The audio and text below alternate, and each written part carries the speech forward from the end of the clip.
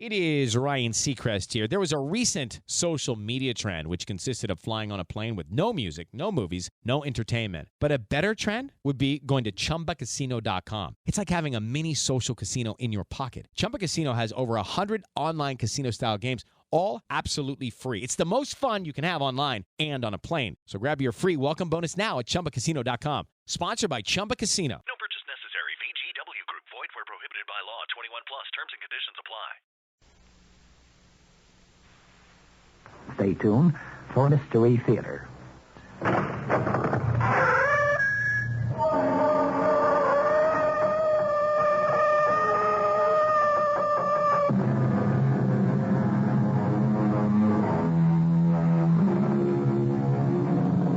Come in.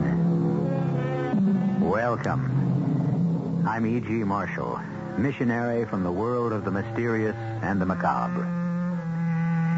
Things would be better all around, easier certainly, if evil looked evil, sounded evil, smelled evil. Good and evil. It's reached a point where these days, to so many people, they appear to be so much alike. Our mystery drama, The Moonlighter, was written especially for the Mystery Theater by Sam Dan and stars Howard Da Silva. It is sponsored in part by Buick Motor Division and Anheuser-Busch Incorporated, Brewers of Budweiser. I'll be back shortly with Act One. Way back in 1876, it was brewed and aged to deliver a taste, a smoothness, and a drinkability found in no other beer at any price. I'm talking about Budweiser.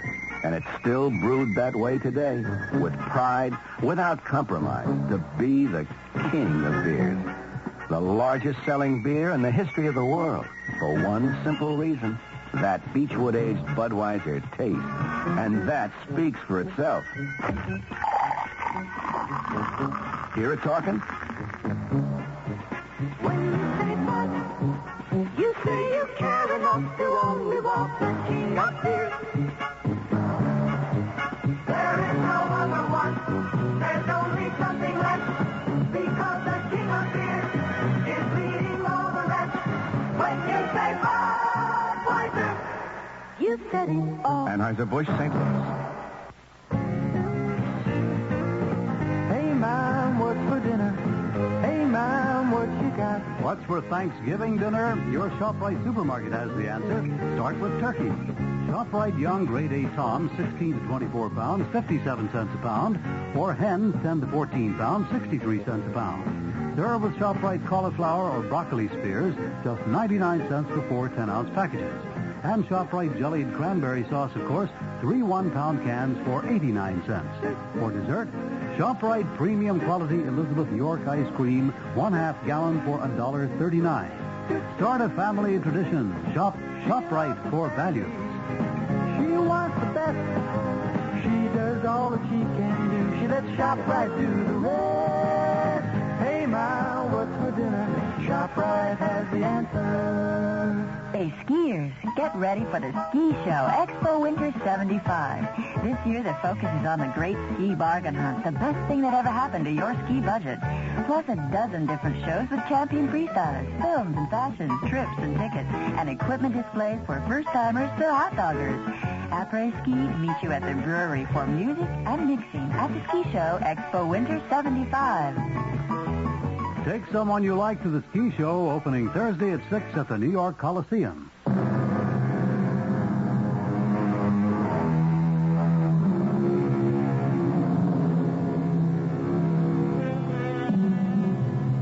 There is so much talk these days about the quality of life and how it's gone down. I'm not prepared to argue the point one way or another, but one thing I admit has certainly gone down.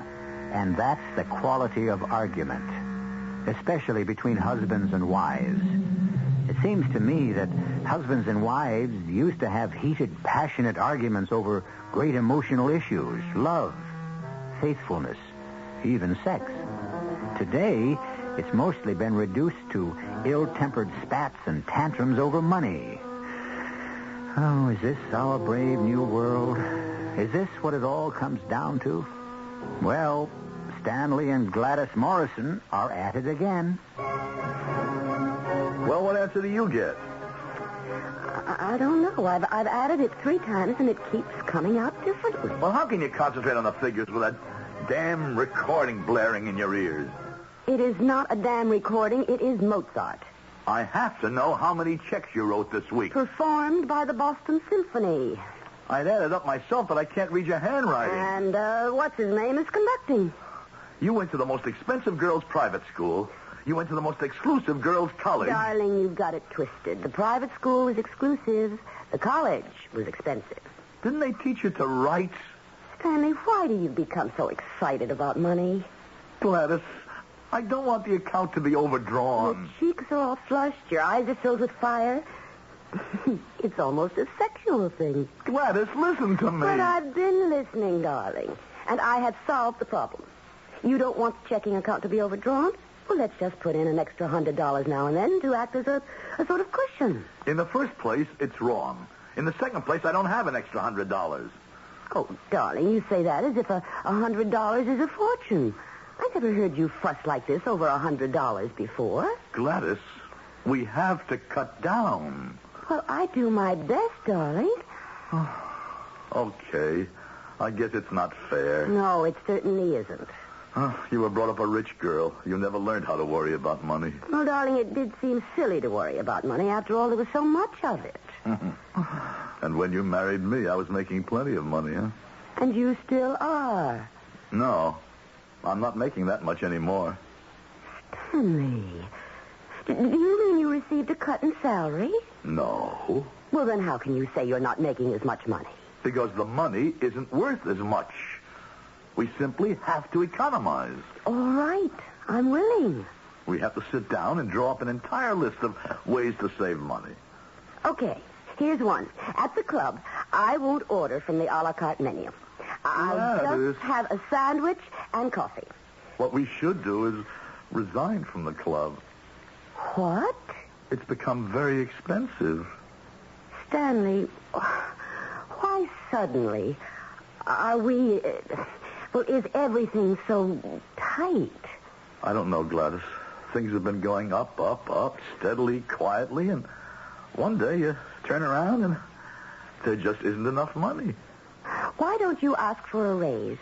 A raise? Do you realize that... I realize that you're not getting paid what you're worth. I'm not sure this is the right time. All you have to say is, look, I must be paid more money. The dollar is worth only 57 cents now. Oh, come on, Gladys. That's what you told me it was worth. Say, look here, Chris. I have to resign from the country club. I'd take my daughter out of private school. I can assure you that Chris Delavan couldn't care less whether I belong to a country club or send my daughter to I'm sure he does. That's the sort of man he needs. A man who travels in the kind of circles where he can meet potential customers. Gladys, you should never ask your boss for a raise if you're not prepared to quit. I know that. Then you know I couldn't afford to quit. I suppose not. What does that mean? Stanley, the minister said for rich or for poorer. I really wasn't paying much attention. I'm sorry. It's the state of the economy. No, I think it's the state of your mind. You are the most important man in that company. Well, not really. Why don't you ask for a raise? I told you. You didn't tell me the real reason. You're afraid. Oh, that's ridiculous. Darling, this argument has lasted 6 minutes. If it goes on much longer, it will become a quarrel, then a conflict, which will lead to a rupture. And before we know it... All right. I'll see what I can do. I know you will, Stanley, darling.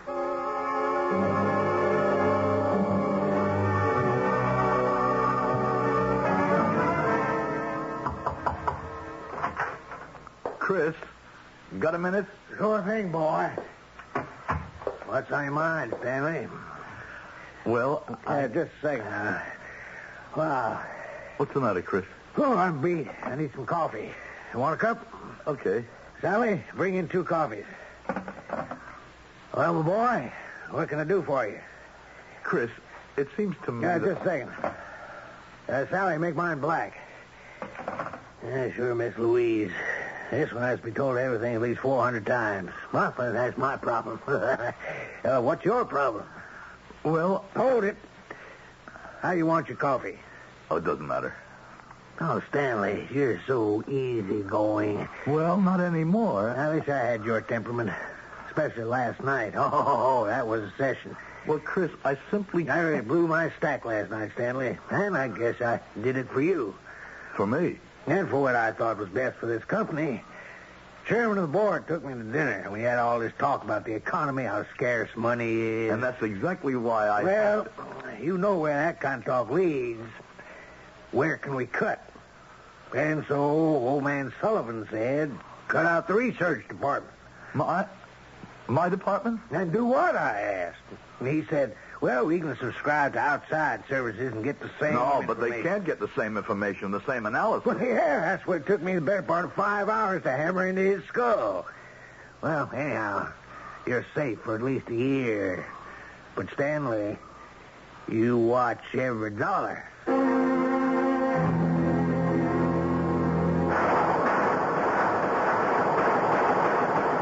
Okay, Stanley. Your turn. Hey, old buddy. You still have the eye, all 6 in the bullseye. Just lucky, I guess. Hey, I see you have a new revolver, Frank. Yeah, I picked me up a .357 Magnum. Oh, that's a lot of gun. Well, that's my motto. If you're going to have something, have a lot of it. Yeah, but that's the kind of gun you use to kill people. Well, that .38 of yours isn't exactly a little kid's water pistol either. Come on, let's go somewhere and have a drink, huh?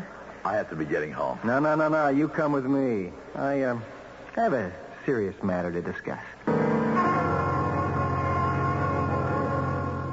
You know, Stanley, the only place I ever run into you these days is the pistol range. It's the only thing you haven't given up. What are you talking about? Well, nobody sees you anymore. You're never at the club for golf or tennis. I've been busy. Cora May says you and Gladys keep turning us down for dinner. Well, we've had a lot of other things that are... No. That's not the reason. You don't go out because you can't afford to return the hospitality. Now, that's the truth. And I've known it for a long time. What? What do you think you know? I know all the signs. I've been there myself. It's because there's no money. Now, suddenly your running expenses are draining you dry. And, well, you wonder how you'll ever... Oh, it's the times. These crazy, twisted times. Still, we've got to live in these times.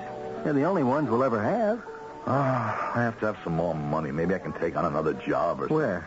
And will Delavan and Company take kindly to the head of their research department moonlighting? How would it look? I don't know what to do, Frank. And Gladys, it'll kill her if it keeps up. No, you may laugh at that. I'm not laughing. She can't help the way she was brought up. And to me, it was so great that someone like her could fall for me. And you can laugh at that, too. It isn't funny. Sure, okay, we won't starve or even come close, but she can't have all the things she always took for granted. I mean, well, maybe it's wrong of her, maybe it's vanity, but, well, that's how she is. I understand. And then she won't leave me. And she'll always feel that I failed her, and I have. Stanley, quit beating your breast and do something positive. I tried. I was going to ask for a raise. Did Chris sense it? Did he finesse me? If it was a bluff, I just couldn't call it. Look at me, Stanley. Now, I don't make as much money as you, and I've got just about the same expenses, okay? Well, I just bought myself this suit for 280 smackers. The car outside is brand new, and you know it's not cheap. Now, this summer, we spent a whole month in Europe. How do I do it? You're in debt up to your ears. No, not even for a nickel. Guess again. You sold your soul to the devil. Well, what? It's not a completely ridiculous answer. What do you mean it's not a completely ridiculous answer? There could be some truth to it. Well, now I don't know what to say. Well, you're on the right track. Well, if that's the right track, that's as far as I want to go. Suppose you could make yourself an extra $10,000 a year. Doing what? Tax-free. Who would I have to kill? I don't know. Yet. What kind of an answer is that? A truthful one. Frank, do you know what you're saying? Yes. You're saying I would have to kill somebody. That's right. Somebody who is, as yet, unknown. Well, why would I want to kill anybody? For money. Oh, no. You mean you'd do it for nothing? I wouldn't do it at all. That's what I had to find out. Frank. Hey, do you mean you're tied up with... You're involved... That you killed people? Yes. Yes. You sit there and you say yes so calmly. How can you say this to me? Aren't you afraid I'd go to the police? No. In the first place, you're my oldest, closest friend. And I've taken you into my confidence. Yeah, but this has to do with murder. In the second place, what could you go to the police with? What could you prove? And in the third place, after you think this over, you'll want to know more about it. Oh, no, Frank. I know too much right now. And I don't want to hear one more word. Okay, Stanley. I won't say one more word. Until you ask me.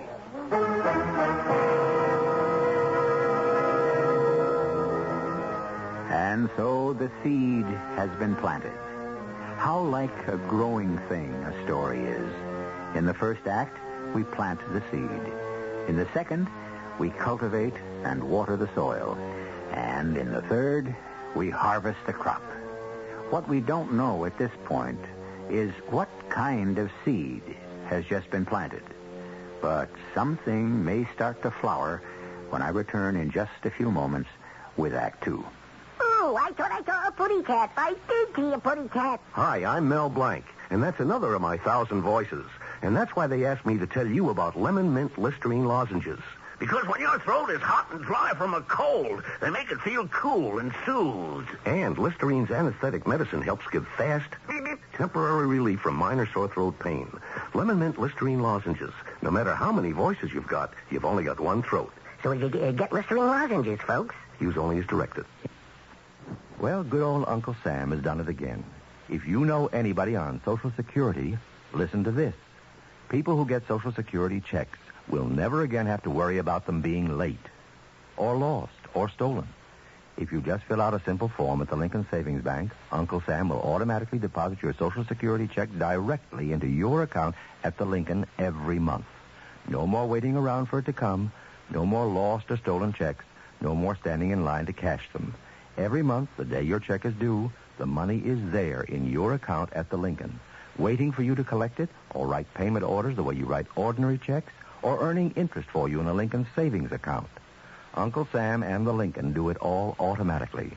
You don't have to do anything except fill out one form at any Lincoln branch or telephone 782-6000, and the Lincoln will mail it to you.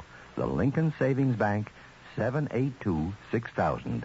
Member FDIC. Tomorrow morning, listen to Rambling with Gambling, the program with all the degrees. There's Fahrenheit, Celsius, and there are some others, too. Dr. John Gambling here, inviting you to join me and the other doctor, Dr. Bob Harris, along with Peter Roberts, Jack Allen, Harry Hennessy, Henry Gladstone, Walter Spencer, George Meade, Fred Feldman, and the whole crew here in Studio 2. For our daily seminars over WOR Radio from 5 till 10 in the morning. Now, what courses would you like to take? We have music, news, sports, weather, traffic information, a little bit of alleged humor now and again, and just about everything else to start your morning right. That's Rambling with Gambling, daily, 5 till 10 in the morning here at WOR Radio, the talk of New York. What's a country fresh flavor like Newco doing in a city like New York? Newco's bringing country to the city. Newco's got that country fresh taste. Newco's bringing country to the city. Yeah. Newco puts a smile on your face. Heck, I'm a big city now, but it wasn't always that way. I sure used to miss that back-home country fresh taste of just big peas and carrots, corn and beans. Oh, my. But then Elsie Sue, she's really big city. She put me on to Newco margarine. It comes in both thick and soft forms, you know, and Newco's got a real country fresh taste that makes anything you put it on taste country good. So now it's Elsie and me and Newco margarine. We're in a big city to stay. Newco's bringing country to the city. Yeah. Newco puts a smile on your face.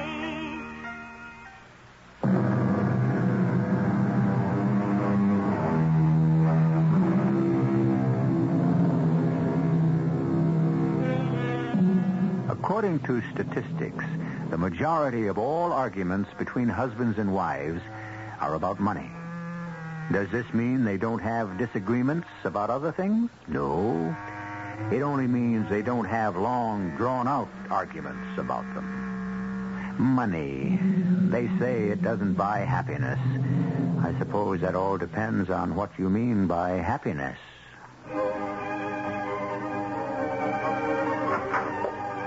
Is that you, Stanley? Yes, I'm home. Hi. What smells? Oh, it's dinner. I'm afraid I burned it. You burned it? Did you make dinner? Of course. What happened to Mrs. Soames? Oh, well, I had to let her go. You let her go? We have to save money, don't we? Yes, but you can't even boil water. Well, I'll have to learn. Look, Gladys, Stanley, for the past few months, you've been telling me how terribly tight money has become. Now, is it true? Well, yes. The club, Judy's private school, the extra car, the boat, Mrs. Soames. We simply cannot afford all of those things anymore. Can we? Well, it has to do with this inflationary period. Perhaps soon things will become normal. And perhaps they won't. Perhaps this will become the new normal. Since you are unwilling or unable to make more money, all of this is merely idle chatter. Sit still, I'll get it. Hello? Yes, Coronet. Oh, fine. Tuesday night for dinner. Tell her we'll be there. Oh, darling, I'm sorry. We're tied up on Tuesday. I said tell her we'll make it. Oh, I'd love to play Cora May, but I'm afraid this week is out. I seem to have developed a tennis elbow. But we'll get together. Let me call you. Right. Bye. I said to tell her we'd accept that invitation. I am not accepting any hospitality I cannot afford to return. And you go out and play tennis and golf. Stanley, what are you saying? I'm saying I have killed myself these past 20 years so that I could enjoy some decent living. Well, nobody's going to take it away from me.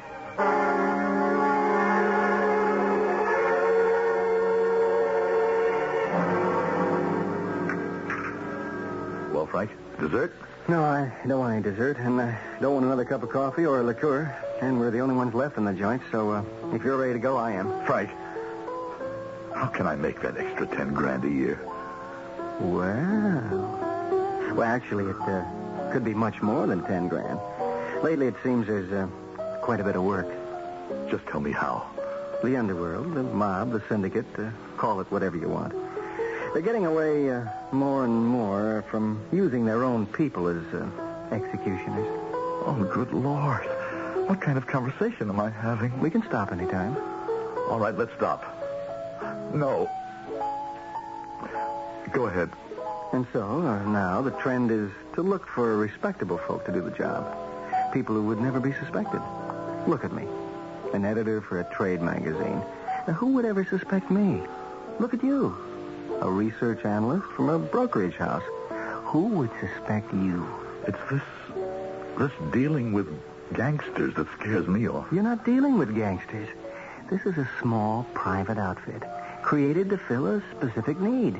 Yeah, but still... And their clientele isn't restricted to the underworld. You'd be absolutely amazed how many law-abiding, reputable, upright people require this kind of service. You know, there are times, it's unfortunate but true, when a well-placed bullet is the only solution to a problem. But it's murder. Yes. I never killed anybody. The commandment says, thou shalt not kill. You never killed anybody in Korea? Oh, that was different. Killing is killing. But your conscience. Each contract is worth between $2,500 and $3,000. I thought it would pay a good deal more. It does in real value when you consider it's tax-free. And you might do 5, 6, even 7 a year. No more money problems. Suppose you get caught. How can you get caught? Why should anyone even suspect you? Maybe I'll try it once. No. No, you can't try it to see if you like it. Once you're on board, you can't get off the ship. Oh. You can understand why. Yeah. Well, now you have to make the next move, Stanley. Frank, I've been on a straight and narrow all my life. I'll testify to that. Nobody worked harder than I did. That's a fact. But I'm just not making out anymore. All of a sudden, I look around. I've gone through all my savings, and for what? Just to keep my head above water. I've been through the same thing, Stanley. Maybe my wife is vain, but that's her right.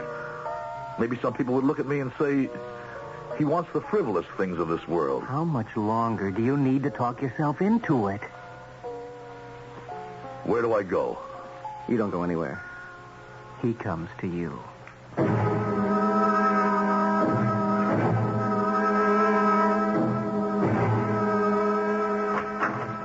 Yes? Oh, good evening. You must be Mrs. Morrison. Mm-hmm. My name is Mr. Aykroyd. I'm sorry to disturb you at home, but I have some contracts to discuss with Mr. Morrison. Oh, well, please come in. Stanley, a gentleman to see you. Won't you sit down, Mr. Aykroyd? Oh, thank you. Who rang the bell, Gladys?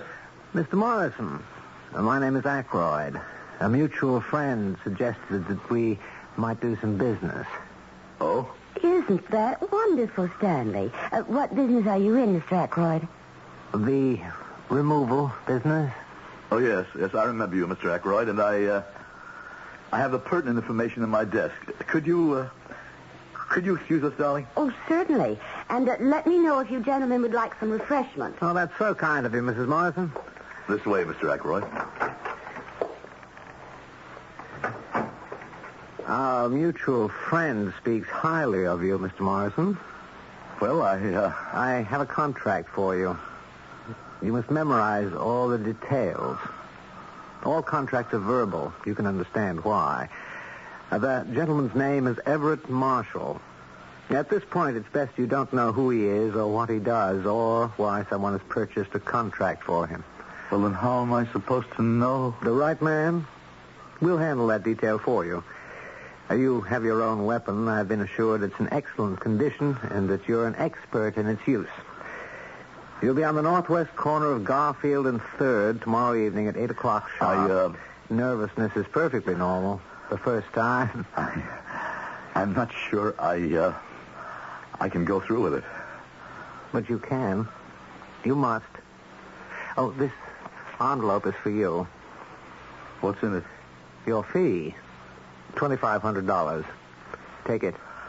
But we pay in advance. $2,500. All for you. Well, till tomorrow. Oh, Mr. Aykroyd, may I offer you something to drink? Oh, thank you. I'm afraid I have a pressing engagement. Well, another time, then. Oh, it must be the Boston Symphony. An unbelievably lucid blend of brass and string. Yes, it is. Well, good night. Night.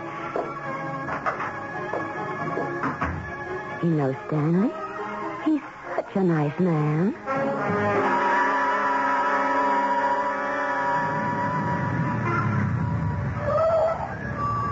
Ah, Mr. Morrison, on time. Good side. Join me? Now then, in just a few moments, your client, Mr. Everett Marshall, will emerge from that building across the street. He's a tall, stout gentleman. There he is. He has that blonde girl on his arm. See them? Yes. They're headed for the cafe just up the block. And take this key. It will let you into the building. Walk up the stairs. Do not take the elevator to the second floor. First on your right, you'll see the number 215. Open the door with the same key. Go into the office and wait for him. What do you mean, wait for him? In 5 minutes, he shall receive a telephone call, and he will come back to the office. As soon as he is inside, shoot him. Shoot him? Don't hesitate. But suppose someone in the building happens to... There is absolutely no one in that building at this time. After you shoot him, take the stairway at the other end of the hall. It leads to an alleyway around the corner. But what if he brings her, the girl, with him? He won't. No, you'd better be on your way. You have less than 3 minutes. And afterward, get rid of the revolver. Take it apart and toss it into the bay.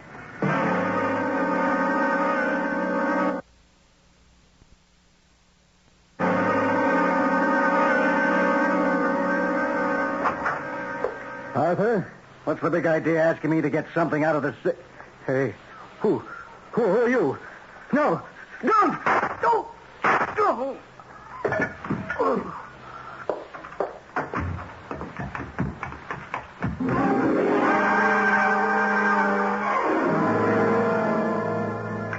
More coffee, darling? I have to run. Well, I know my coffee isn't much good, but is it that bad? It's awful. Has Mrs. Soames found another job yet? I don't think so. Ask her to come back.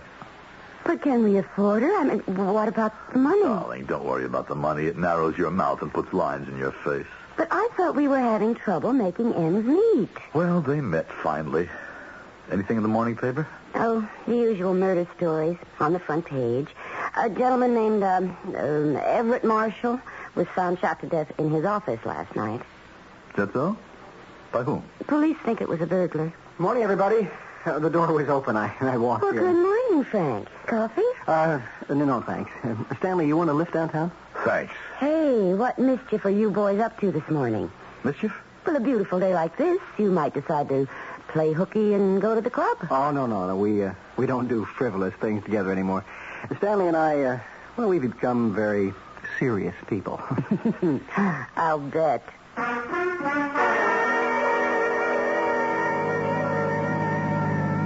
Well, I see by the papers it went very well. Oh, yes.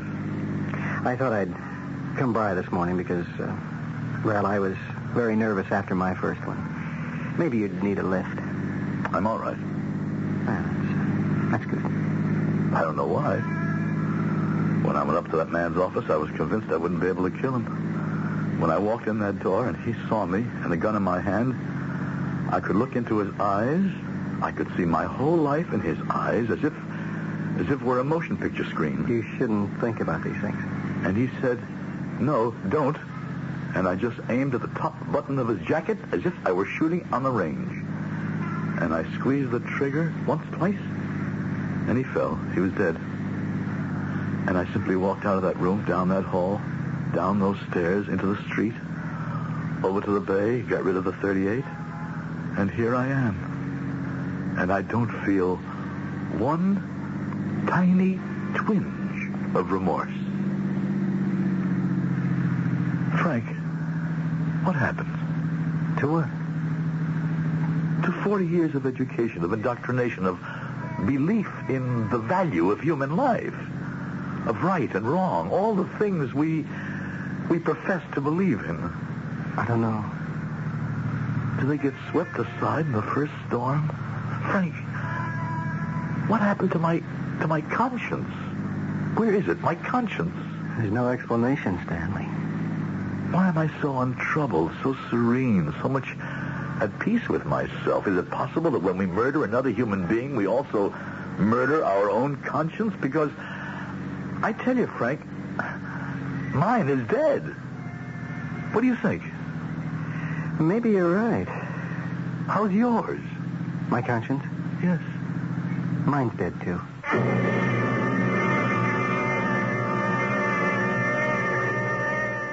As the poet said, conscience doth make cowards of us all. He's usually right, but perhaps Stanley and Frank are the exceptions that prove the rule. Well, it's an interesting problem. Can you kill a conscience? Or put it this way, in killing your conscience, what else do you kill? These questions require a third act for their solution, and I shall return in just a...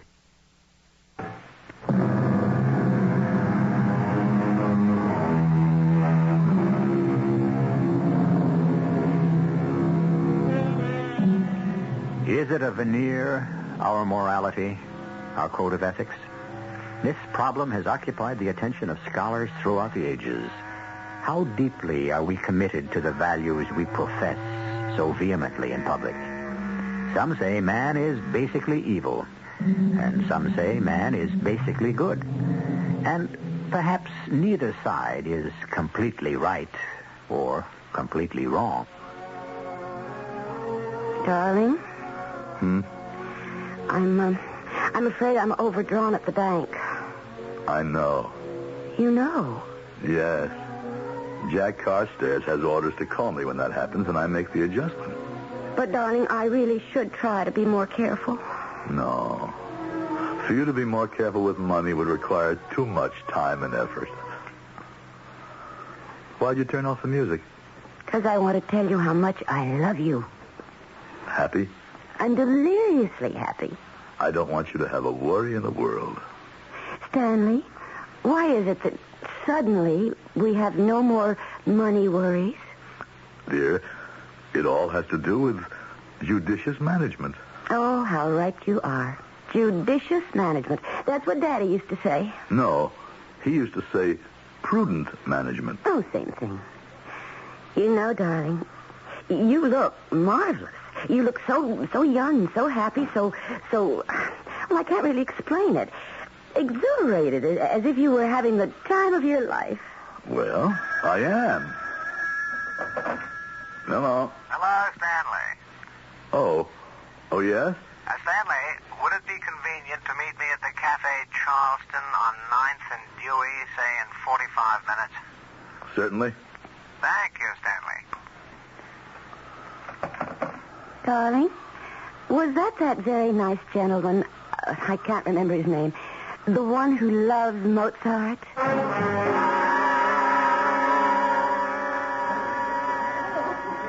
Your envelope, Stanley. Thank you.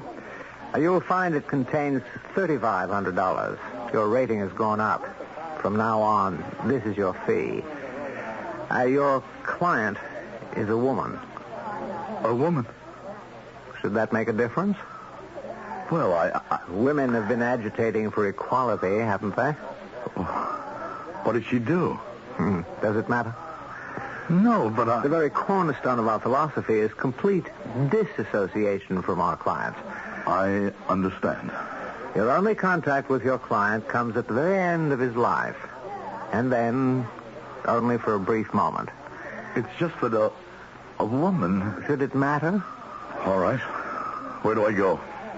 Her name is Alma Watson.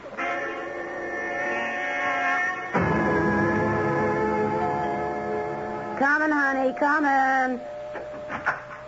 Hi, Reggie. Oh, I thought you were Miss Alma Watson? Yeah.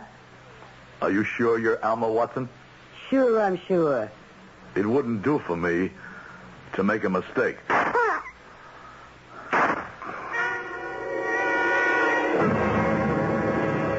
The man's name is Paul Terry. His name is Jerome Kelly. He's hiding out in a little motel. Your classification's gone up, Stanley. You're a $5,000 man now.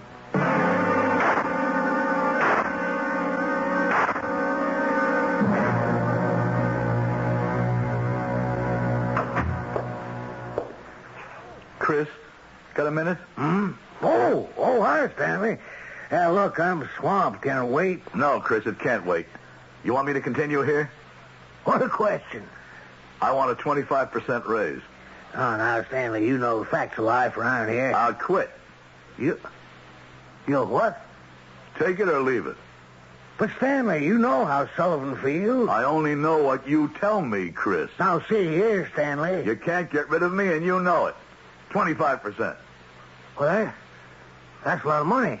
Just for the rest of the year. After January 1, it goes to 30. Well, Stanley, we have to talk about this. I'm swamped with work, Chris. Besides, what's there to talk about?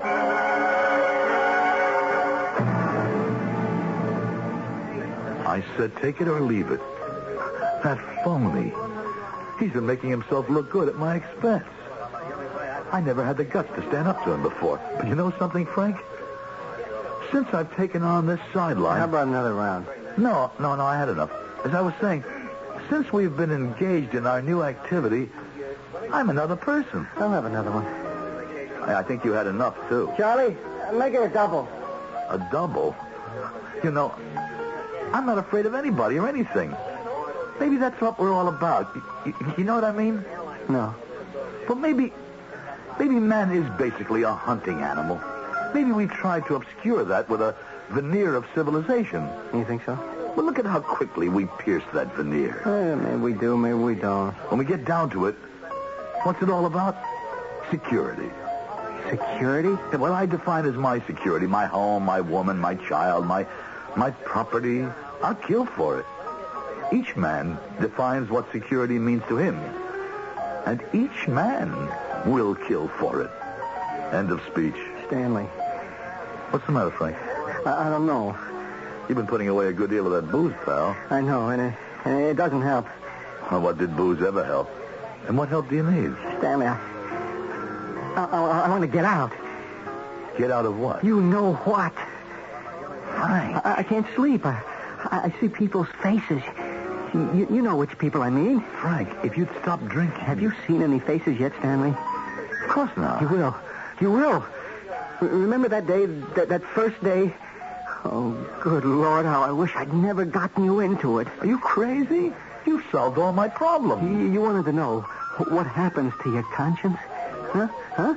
We thought maybe you kill it. You don't. It just goes to sleep. And all of a sudden, it wakes up. Well, regardless, Frank, we have a practical problem. You simply don't quit. Does Aykroyd suspect? I'm sure he does. I begged off the last couple of assignments. Claimed I was sick. I can't keep it up forever. Can you arrange to go away for a while? Get some rest. You'll see things differently. Do you know what I keep seeing in front of my eyes? Don't laugh. No, big letters of fire. And they say, "Thou shalt not kill." Oh, Frank, get hold of yourself. I'll try. I'll try. You'll be all right.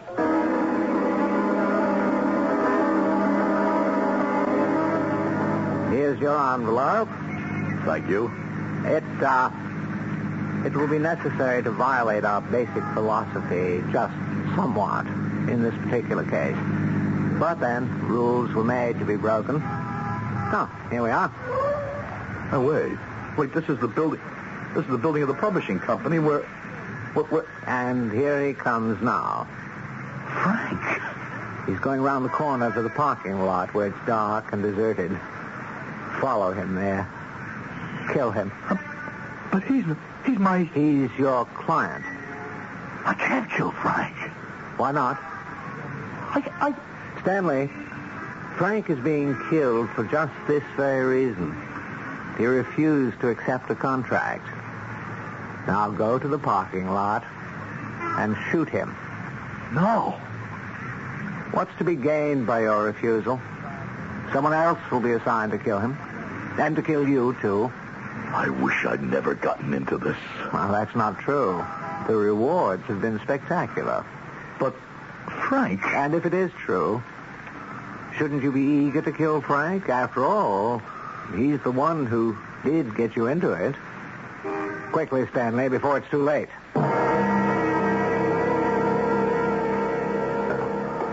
Stanley? Is that you? Yes. What are you doing here? Oh, I see. Well, go ahead. I don't care. It has to happen. It may as well be you as anyone else. Well, don't stand there. Do it. You know you're supposed to do it right away. Don't wait. Don't delay.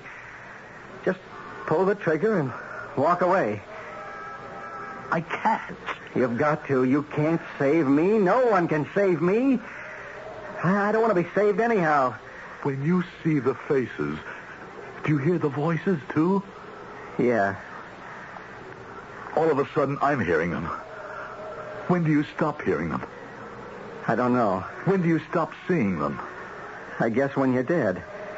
Is this how it happened to you? You better kill me.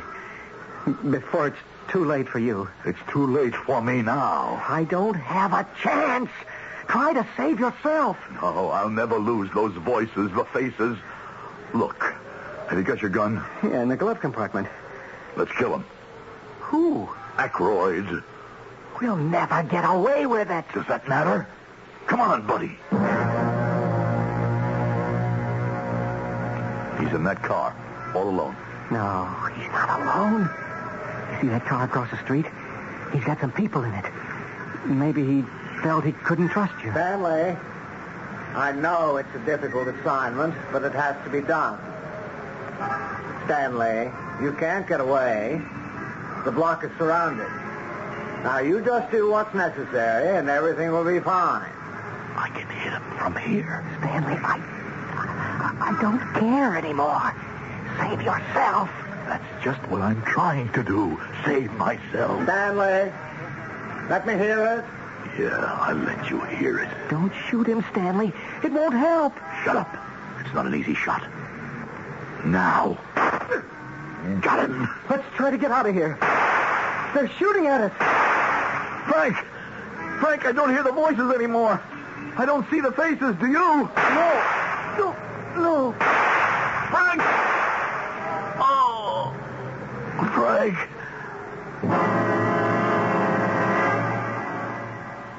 The newspapers, the authorities, none of them knew what you and I know. There was a gunfight on the street between two respectable citizens and a group of people, some of whom are known criminals. The story the police seem inclined to believe is that a bank was about to be burglarized when Mr. Stanley Morrison and Mr. Frank Smith happened along and decided to perform their citizenly duties.